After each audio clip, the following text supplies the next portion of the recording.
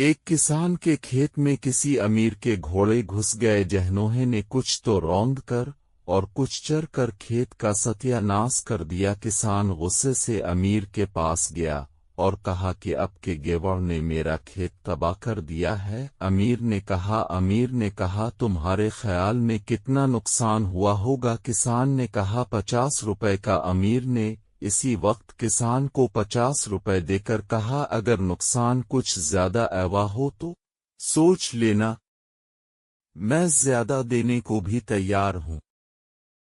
کسان 50 روپے لے کر گھر آ گیا، لیکن کھیت پک کر پہلے سے بھی زیادہ قیمت پر بک گیا، جس پر ایماندار کسان نے امیر کے پاس 50 روپے لے جا کر کہا جناب عالی فصل کٹ گئی اور نقصان کی جگہ کچھ نفع بھی ہو گیا ہے، بس اب آپ اپنے روپے واپس لے لیں۔ یہ سن کر امیر نے 50 روپے کے ساتھ 50 اور ملا کر کسان کو پورے 100 روپے دے دیے اور کہا یہ نقصان کا بدلہ نہیں، تمہاری ایمانداری کا انعام ہے۔